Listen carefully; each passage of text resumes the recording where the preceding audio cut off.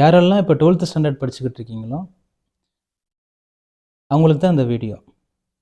ஏன்னா நீங்கள் தான் இப்போ பப்ளிக் எக்ஸாம் எழுத போகிறீங்க. நெக்ஸ்ட் மார்ச் மந்த் உங்களுக்கு பப்ளிக் எக்ஸாம் ஸ்டார்ட் ஆயிரும். இப்போ நம்மள்ட்ட 1 மந்த்து தான் இருக்குது. இந்த பிப்ரவரி மந்த்து வருஷம் ஃபுல்லாக நம்ம படிச்சிருப்போம். ஆனால் அதை எப்படி ரிவைஸ் பண்ணுறது, எந்த சாப்டரை எத்தனை டேஸில் நம்ம ரிவைஸ் பண்ணுறது, எத்தனை மணி நேரம் ரிவைஸ் பண்ணுறதுக்கு எடுத்துக்கிறது, எப்படி பிளான் பண்ணுறது அப்படின்னு தெரியாமல் இருப்பீங்க. இப்போ நம்மள்ட்ட சாலிடாக ஒரு 1 மந்த் இருக்குது. பிப்ரவரி மந்த்து ஃபுல்லாக நம்மள்ட்ட இருக்குது. ஒரு ஸ்டடி பிளான் ஒன்று உங்களுக்கு கொடுக்குறேன், அதை நீங்கள் ஃபாலோ பண்ணிக்கிறேங்க. 12th standard mathematics February study time table public exam orient. இந்த பிப்ரவரி மந்தில் நம்மளுக்கு ஒரு 4 வீக்ஸ் இருக்கும். அதில் ஃபஸ்ட்டு வீக் பிப்ரவரி 1 to 7 ஒரு 7 days. அதில் ஃபஸ்ட்டு டே சாப்டர் 1 நம்ம அலாட் பண்ணியிருக்கோம், applications of matrices and determinants. இது நம்மளுக்கு 11th படிச்சிருக்கிறதுனால இது ஒரு ஃபெமிலியரான ஒரு கான்செப்ட் தான். மேட்ரிசஸோட ஆப்ரேஷன்ஸ் எல்லாம் நம்மளுக்கு தெரியும், டிட்டர்மினண்டோட ஆப்ரேஷன்ஸும் நம்மளுக்கு தெரியும். இங்கே அப்ளிகேஷன்ஸ் பார்ப்போம். இதில் ரொம்ப மோஸ்ட் இம்பார்ட்டண்ட் கான்செப்ட் அப்படின்னா adjoint, inverse, grammars rule, consistency. இதை பேஸ் பண்ணி நம்மளுக்கு 2 மார்க் 3 மார்க் 5 மார்க் கம்பல்சரியாக வரும்.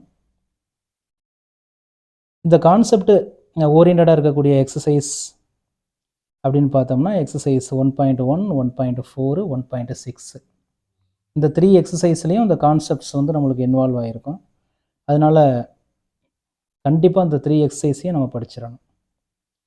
நெக்ஸ்ட்டு 2 days கொடுக்குறோம், பிப்ரவரி 2 and 3 for chapter 2 complex numbers. இந்த காம்ப்ளெக்ஸ் நம்பர்ஸ் அப்படிங்கிற சாப்டர் நியூ கான்செப்ட். இது வரைக்கும் நம்ம படித்தே இருக்க மாட்டோம், 11th வரைக்கும் படிச்சிருக்க மாட்டோம். நியூவாக ஒரு கான்செப்ட் படிப்போம். அதனால் நம்மளுக்கு சும்மா ஃபண்டமெண்டலாக தான் ஸ்டார்ட் பண்ணியிருப்பாங்க. இருந்தாலும் நியூ கான்செப்ட் அப்படிங்கிறதுனால சில நியூவான விஷயங்கள்லாம் அதில் லேர்ன் பண்ணியிருப்போம், அதை மறக்கிறது மாதிரி இருக்கும். அதனால் இதில் இருக்கக்கூடிய அந்த இம்பார்ட்டண்ட் கீ பாயிண்ட்ஸ் என்னென்னு பார்த்தோம் அப்படின்னா modulus, argument, polar form, de Moivre's theorem, roots of complex numbers. இந்த டாப்பிக்லாம் இன்வால்வ் ஆகிருக்கக்கூடிய எக்ஸசைஸ்ன்னு பார்த்தோம்னா 2.5, 2.6, 2.7, 2.8 இதெல்லாம் இம்பார்ட்டண்ட் எக்ஸசைஸ், கண்டிப்பாக படிச்சிருக்கணும். நெக்ஸ்ட்டு பிப்ரவரி 4 and 5 2 days கொடுக்குறோம் சாப்டர் 3க்கு தியரி ஆஃப் ஈக்குவேஷன்ஸ். நம்ம இது வரைக்கும் ஈக்குவேஷன் பார்த்தோம்னா குவாட்ரட்டிக் ஈக்குவேஷன் தான் அதிகமாக லேர்ன் பண்ணியிருப்போம். இங்கே குவாட்ரட்டிக்கை தாண்டி cubic, 4th degree, reciprocal equations, இந்த மாதிரி நிறைய ஈக்குவேஷன்ஸ் நம்ம சால்வ் பண்ணுவோம். அதனால் ஒவ்வொரு ஈக்குவேஷனுக்கும் என்னென்ன ஸ்ட்ரக்சருங்கிறத நல்லா மைண்டில் வச்சுக்கிறணும். இதில் கீ வேர்ட்ஸ்ன்னு பார்த்தோம்னா formation of equations, quadratic equations, cubic equations, reciprocal equations, இதெல்லாம் கொஞ்சம் லேர்ன் பண்ணிக்கிறணும். இது இந்த டாப்பிக்கெல்லாம் நம்மளுக்கு இன்வால்வ் ஆகக்கூடிய எக்ஸசைஸ்ன்னு பார்த்தோம்னா 3.1, 3.2, 3.5 இந்த 3 எக்ஸசைஸ்லேயும் இந்த டாபிக்ஸ்லாம் இன்வால்வ் ஆகிரும். நெக்ஸ்ட்டு 1 day கொடுத்துருக்கோம், பிப்ரவரி 6 சாப்டர் 4 இன்வர்ஸ் ட்ரிகனாமெட்ரிக் ஃபங்க்ஷன்ஸ். நம்மளுக்கு ட்ரிகனாமெட்ரிக்னா என்னென்னு தெரியும், இங்கே இன்வர்ஸ் ட்ரிகனாமெட்ரிக் அப்படின்னு வரும். இதில் மெயினாக பார்த்தோம்னா ஜஸ்ட் டொமைன், பிரின்சிபல் வேல்யூஸ் இதை பேஸ் பண்ணி தான் நம்மளுக்கு 2 மார்க் 3 மார்க்லாம் வரும். 5 மார்க்குன்னு பார்த்தோம்னா இந்த ஒரு எக்ஸசைஸ் மட்டும் பார்த்தா போதும், 4.5. இதை கம்பல்சரியாக வித் எக்ஸாம்பிளோட எக்ஸசைஸ் 4.5 நல்லா பார்த்து வச்சுக்கிறேங்க. இது ஒரு சின்ன ஒரு சாப்டர் தான், ஈஸியாக 1 dayல நம்ம கவர் பண்ணிடலாம். இப்போ 6 days நம்ம படிச்சிருக்கோம். இப்போ பிப்ரவரி 7 லாஸ்ட் டே, அந்த வீக்கோட லாஸ்ட் டே, அந்த 4 சாப்டரையும் நம்ம ரிவைஸ் பண்ணிடணும். ரிவைஸ்னால் எல்லாத்தையும் ரிவைஸ் பண்ணணும்னு அவசியம் இல்லை, just formulas, definitions, key points, அப்புறம் இம்பார்ட்டண்ட் 5 மார்க் ப்ராப்ளம்ஸ், இதை மட்டும் ரிவைஸ் பண்ணால் போதும். நெக்ஸ்ட் வீக் 2 இங்கேயும் ஒரு 7 days இருக்கும், பிப்ரவரி 8 14 வரைக்கும். ஒரு 3 days 8, 9, 10 3 days for chapter 5 2 dimensional analytical geometry 2. நம்மளுக்கு இதில் நியூ ஷேப் நிறைய இருக்கும், பேரபோலா, எலிப்ஸு, ஹைபர்போலா, அந்த மாதிரி ஷேப் நிறைய இருக்கும். ஃபார்முலாஸும் நிறைய வெரைட்டியாக ஃபார்முலாஸ் நம்மளுக்கு இருக்கும். அதனால் இதுக்கு நம்மளுக்கு கண்டிப்பாக 3 days தேவைப்படும். இதில் இம்பார்ட்டண்ட் கான்செப்ட்னு பார்த்தோம்னா circle, parabola, ellipse, hyperbola, tangent and normal. இது இன்வால்வ் ஆகக்கூடிய எக்ஸசைஸ்ன்னு பார்த்தோம்னா 5.1, 5.2, 5.4, 5.5. இதில் அந்த 5.5 வந்து அப்ளிகேஷன்ஸ், பேரபோலா, எலிப்ஸ், ஹைப்பர்போலா, அதனுடைய அப்ளிகேஷன் சம்ஸ் இருக்கும். அதனால் அந்த அப்ளிகேஷன்ஸ் எக்ஸசைஸுக்கு கம்பல்சரியாக படிச்சுக்கிறோம். Next 2 days February 11 and 12th chapter 6 applications of vector algebra.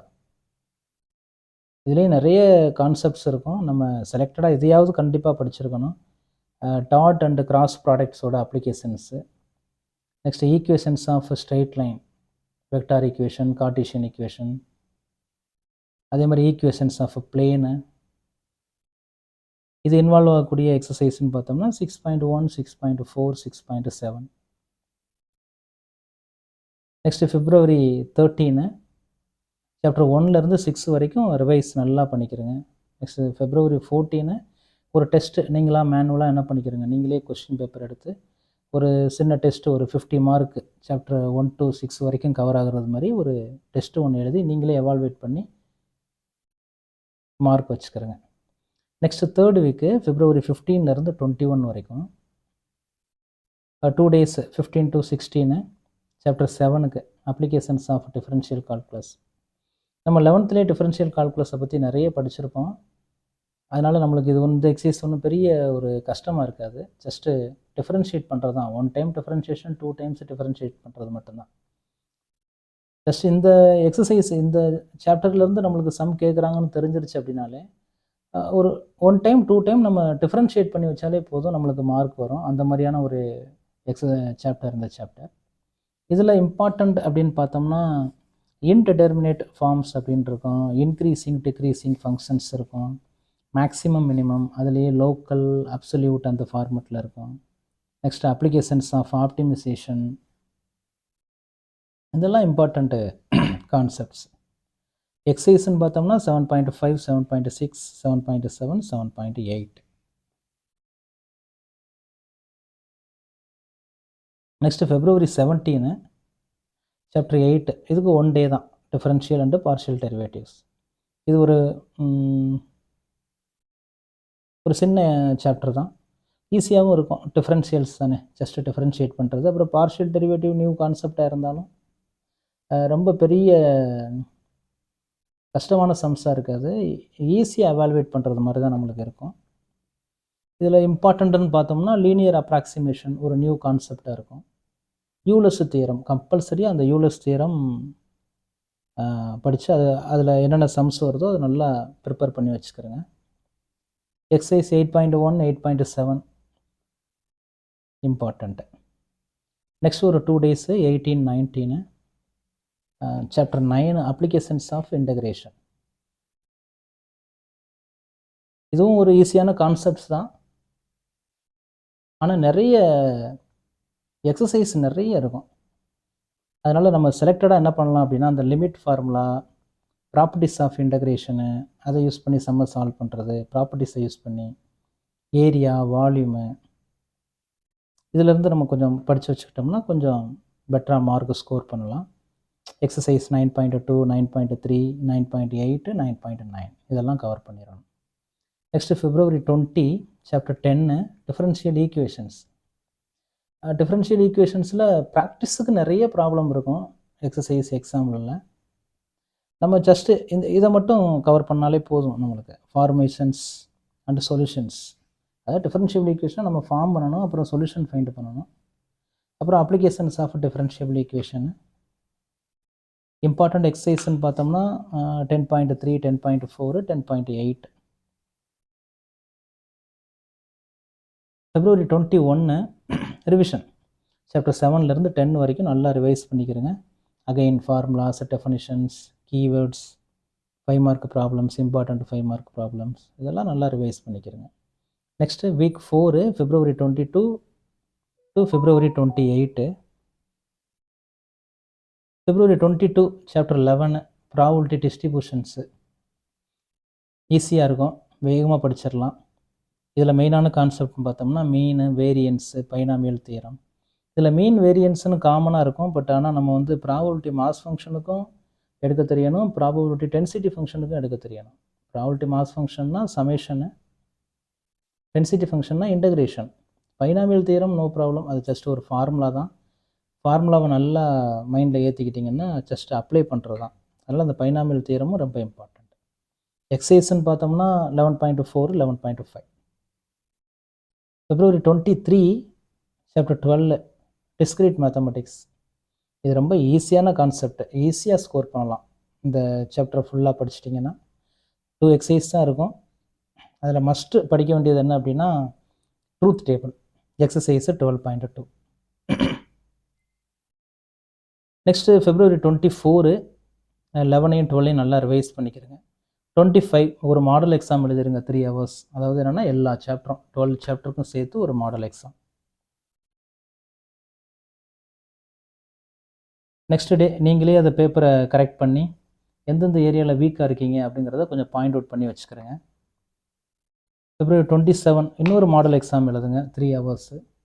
ப்ராப்பராக எப்படி எக்ஸாம் எழுதுகிறோமோ அதே மாதிரியே தனியாக உட்காந்து அந்த 3 hours நம்ம எழுதி முடிக்கணும் அப்படிங்கிறது மாதிரி உட்காந்து ஒரு எக்ஸாம் எழுதுங்க. கொஸ்டின் பேப்பர் நானே அப்லோடு பண்ணுவேன், என்னை கொஞ்சம் ஃபாலோ பண்ணிக்கிறேங்க. இந்த கொஷினையும் நீங்களே என்ன பண்ணுங்கள், எழுதி எவால்வேட் பண்ணி வச்சுக்கிறேங்க. அப்புறம் நெக்ஸ்ட் நீங்களாகவே செல்ஃப் அனலைஸ் பண்ணுங்கள். நம்ம எந்த வால்யூமில் நல்லா இருக்கோம், வால்யூம் 1ஆ வால்யூம் 2ஆ, எந்தெந்த சாப்டரில் நம்ம ஸ்ட்ராங்காக இருக்கோம், எந்தெந்த சம்மோட ஃபார்முலாஸ் நம்மளுக்கு மறக்குது, இதெல்லாம் திரும்ப திரும்ப நம்ம எழுதி பார்க்கணும், எந்தெந்த ஃபார்முலாஸ்லாம் நம்ம திரும்ப திரும்ப சொல்லி பார்க்கணும். அந்த மாதிரியான விஷயங்களை கொஞ்சம் அனலைஸ் பண்ணி ஒரு பேப்பரில் எழுதி வச்சுக்கிறேங்க. அப்போ தான் நீங்கள் திரும்ப அதை ரெக்டிஃபை பண்ணிக்கிட்டே இருக்க முடியும். ஜஸ்ட்டு திங்க் பண்ணிங்கன்னா ஒன்றும் பண்ண முடியாது, எழுதி வச்சுக்கிறேன். இப்போ அந்த பெர் டே டைம் எப்படி நம்ம அலாட் பண்ணணும் அப்படின்னா ஒரு 30 minutes ஃபார்முலா கான்செப்ட்ஸ் படிக்கிறதுக்கு யூஸ் பண்ணிக்கிறேங்க. நெக்ஸ்ட்டு 1 hour எக்ஸாம்பிள் சம்ஸாக படிங்க.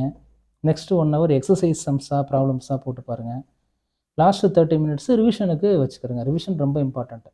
படிச்சுட்டு அப்படியே நம்ம என்ன பண்ணக்கூடாது, நெக்ஸ்ட் ஒர்க்கை பார்க்க போகக்கூடாது, அதை ரிவைஸ் பண்ணிடணும். அப்போ டோட்டலாக பார்த்தோம்னா 3 hours தேவைப்படுது ஒரு நாளைக்கு. அதை நம்ம ஸ்ப்ளிட் கூட பண்ணிக்கலாம். மார்னிங் ஒரு 1.5 hours படிக்கலாம், ஈவினிங் ஒரு 1.5 hours படிக்கலாம். அந்த மாதிரி ஸ்ப்ளிட் பண்ணி படிச்சுக்கிறேங்க. அப்போ தான் கொஞ்சம் போர் அடிக்காது. இதெல்லாம் ஃபாலோ பண்ணிங்கன்னா கண்டிப்பாக நல்ல ஸ்கோர் பண்ணலாம், ஒரு கான்ஃபிடென்ட் கிடைக்கும். ஏன்னா நம்மளுக்கு எக்ஸாமுக்கு முன்னாடியே எல்லாத்தையும் தரவு பண்ணி முடிச்சிட்டிங்க அப்படின்னா எக்ஸாமுக்கு ஃப்ரீயாக போயிட்டு ஒரு கான்ஃபிடென்ட்டாக போய் எக்ஸாம் எழுதிட்டு வரலாம். Okay, all the very best. Thank you.